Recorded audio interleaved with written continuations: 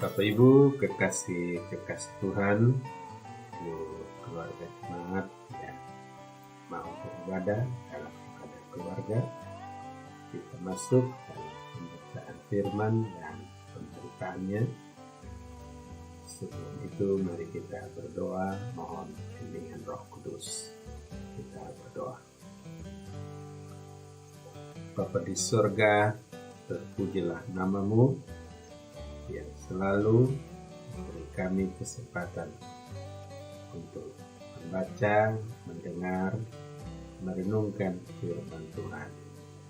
Kami mohon pertolongan kuasa Roh Kudus-Mu untuk membimbing, menuntun kami untuk mengerti dengan baik dan mau memeliharanya dalam hidup beriman kami sehari-hari. Dalam nama Tuhan Yesus kami berdoa.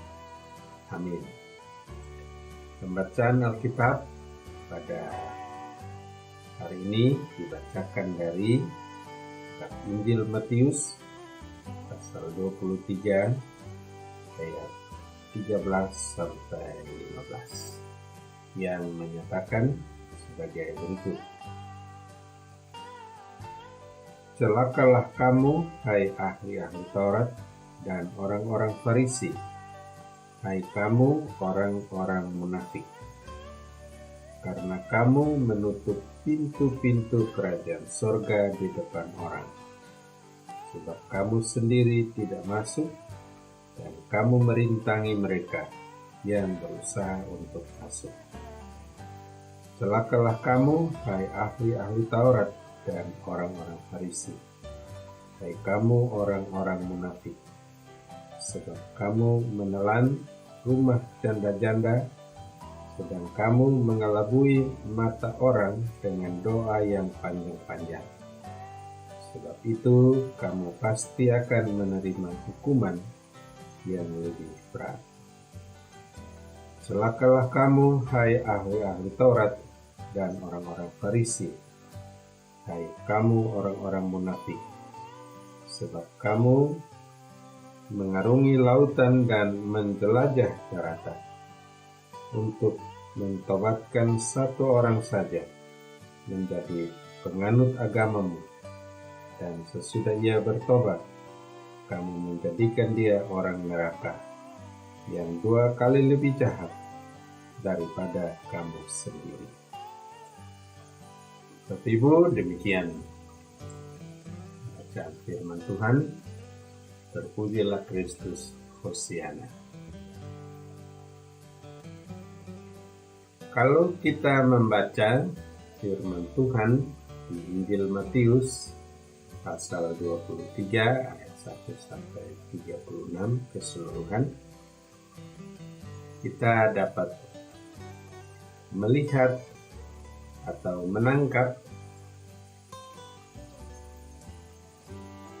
sesuatu yang Yesus peragakan dalam pengajarannya kepada murid-murid dan para ahli Taurat. Yang pertama, Yesus memperlihatkan diri sebagai seorang guru. Dia mengajar sebagaimana ditulis dalam ayat 3, 4, dan 5. Saudara-saudaraku, dengarkanlah apa yang mereka katakan, tetapi janganlah mengikuti apa yang mereka lakukan. Itu gaya seorang guru. Ayat 6 sampai ayatnya yang ke-12, Yesus memperagakan sebuah watak, katakanlah watak orang Jawa, lembut dan mengena. Saudara-saudara, di dunia ini jangan menyebut dirimu rabi, karena hanya ada satu rabi dan kamu semua adalah saudara. Jangan menyebut dirimu di dunia ini sebagai bapa, karena hanya ada satu Bapa yang ada di surga. Di dunia ini jangan kamu menyebut diri pemimpin, karena hanya ada satu pemimpin, yaitu Mesias. Hendaklah barang siapa yang mau menjadi besar, ia harus menjadi pelayan. Barang siapa yang mau menjadi terkemuka, ia harus menjadi hamba. Sampai di situ Yesus memperagakan gaya seperti gaya orang Jawa.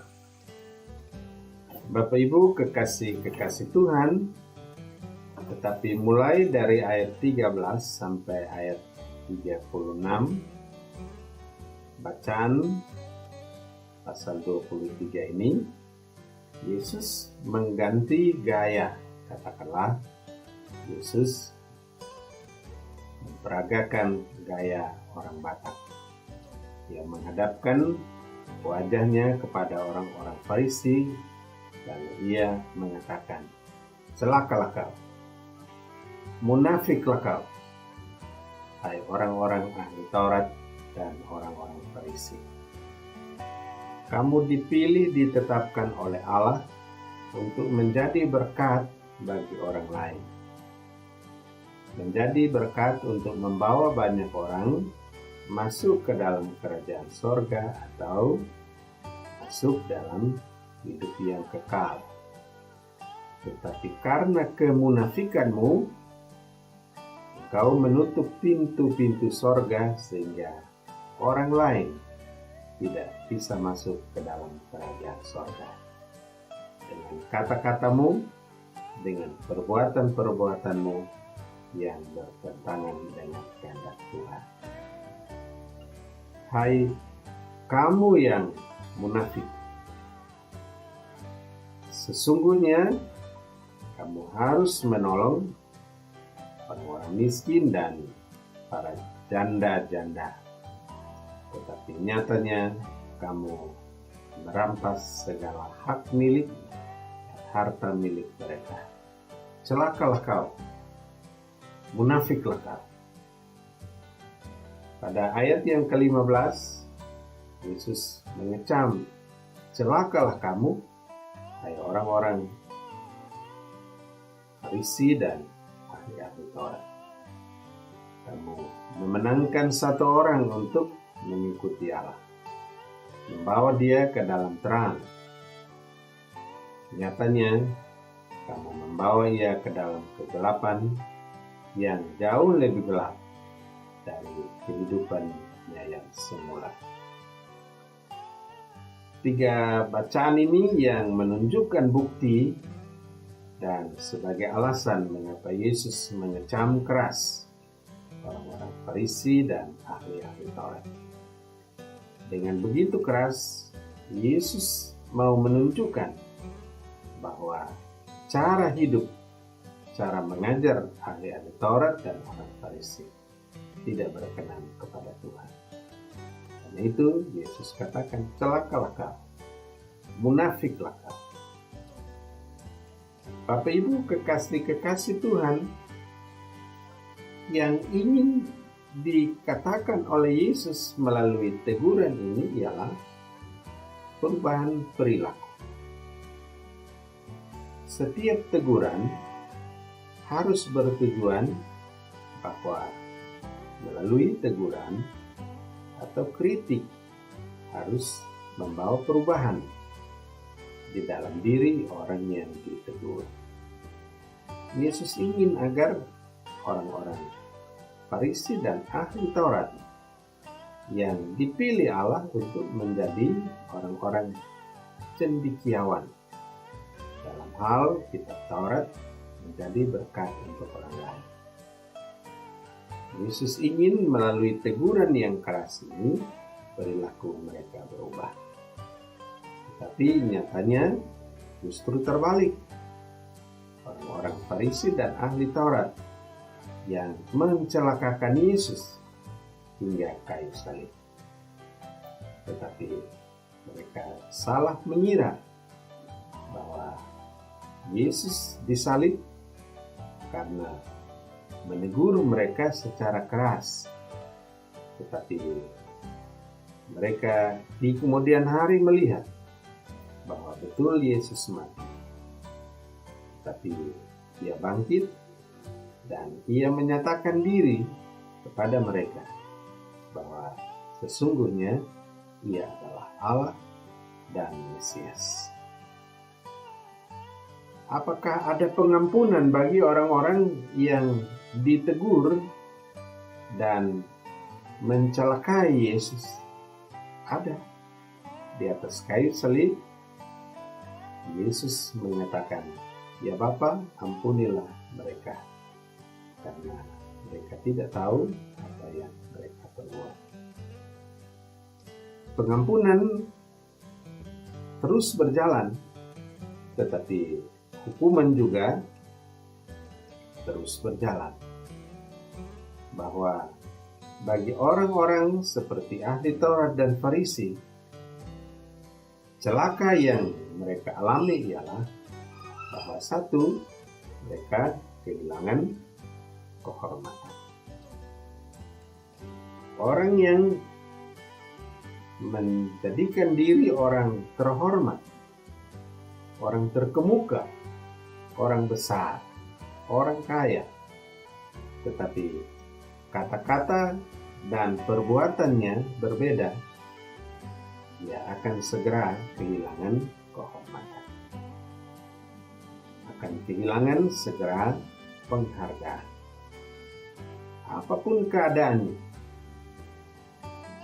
dia akan kehilangan kehormatan. Orang-orang Farisi, orang-orang ahli Taurat kehilangan kehormatan sepanjang mereka tidak mengindahkan teguran-teguran Tuhan.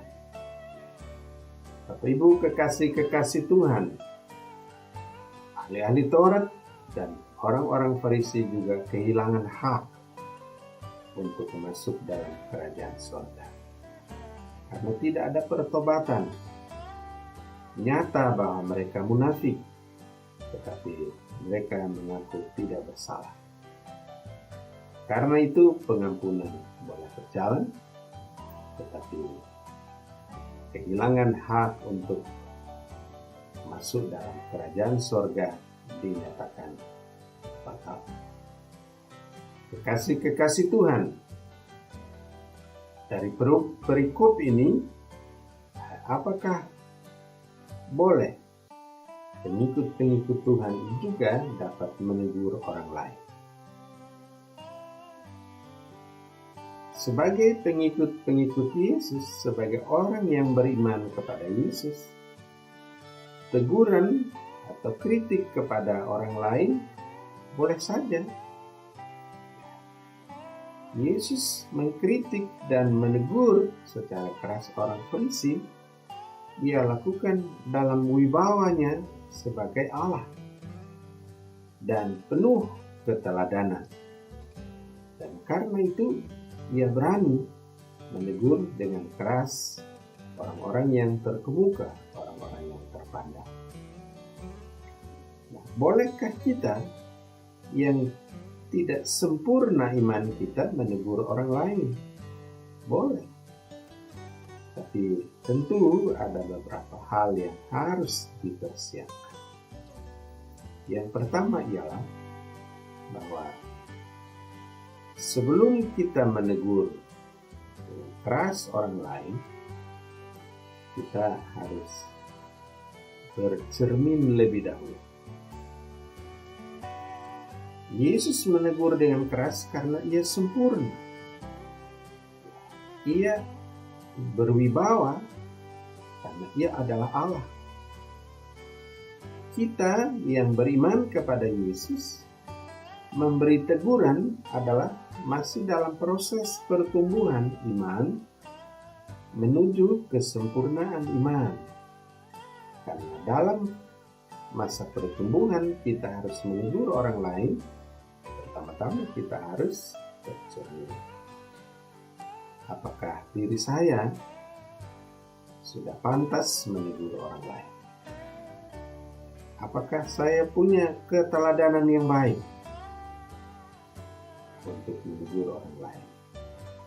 Seorang ayah juga berpikir 2 kali kalau dia mau menegur anaknya, sebab akan menjadi sia-sia kalau teguran itu menjadi bumerang.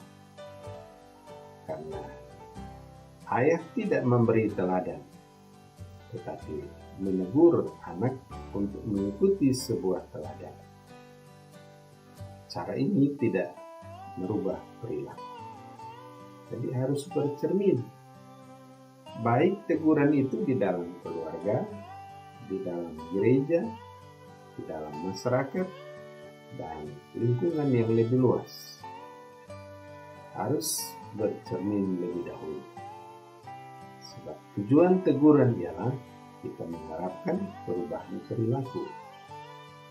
Sehingga kata-kata teguran harus sesuai dengan teladan yang kita beri.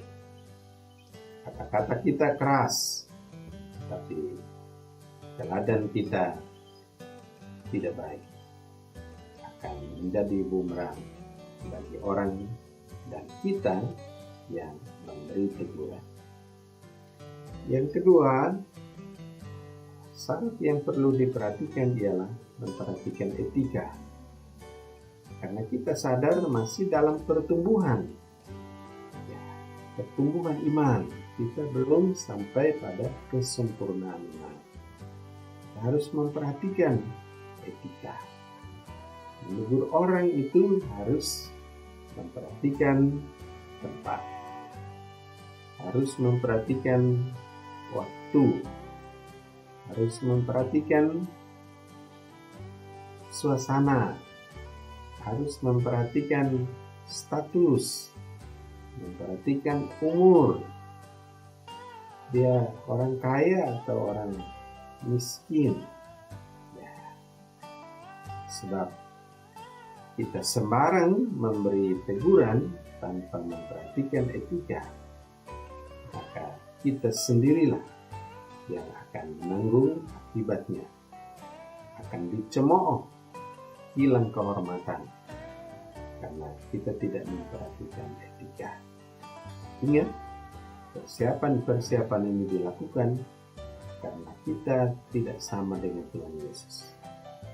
Tuhan Yesus memberi teguran, bahkan teguran yang keras, karena Dia menunjukkan bahwa Dia adalah Allah, penuh wibawa Allah, dan sempurna keteladanannya. Kita yang masih berjuang untuk capai kesempurnaan iman dalam hal memberi teguran, boleh saja, tapi harus dipersiapkan dengan baik untuk teguran itu membawa hasil, bawa perubahan perilaku sehingga sesuai dengan apa yang dikehendaki Tuhan. Ingat, harus bercermin, apakah saya mempunyai teladan yang baik, kata-kata yang cocok dengan teladan sehingga membawa perubahan perilaku. Juga memperhatikan etika agar supaya sungguh-sungguh teguran itu mendapat tempat yang baik, dalam waktu yang tepat, suasana yang menyenangkan, dan hubungan baik tetap terpelihara walaupun ada teguran-teguran yang keras. Bapak Ibu kekasih Tuhan, ada pepatah yang mengatakan right man in the right place. Artinya orang yang benar ialah orang yang berada pada tempat yang benar. Ya. Orang yang memberi teguran dan yang menerima teguran tidak mengalami ketersinggungan. Itu artinya bahwa kita menjadi orang yang memberi teguran pada etika dan semuanya pada tempatnya. Sehingga walaupun teguran itu menyakitkan, tetapi dia merasa bahwa berguna untuk hidupnya, maka dia tidak tersinggung karena teguran itu ditempatkan pada tempatnya yang benar. Yesus Mari kita katakan menegur orang Farisi dan ahli Taurat pada tempatnya yang benar. Yesus adalah the right man in the right place. Kita yang masih bertumbuh iman, kita harus memperhatikan apa yang diperlukan agar orang yang ditegur tidak marah, tidak tersinggung, dan balik memarahi kita. Tetapi walau dia merasa ditegur karena membawa manfaat yang besar, maka dia dapat menerima dengan senang hati. Jadi kasih Tuhan, masa-masa pandemi ini banyak orang yang sensitivitasnya tinggi. Karena itu dia mudah marah, dia mudah tersinggung, dia mudah hambur kalau dia mendapat teguran-teguran yang tidak pada tempatnya. Karena itu masa-masa seperti sekarang ini, marilah kita menteladani Yesus Kristus. Kita memperhatikan hal yang diperlukan.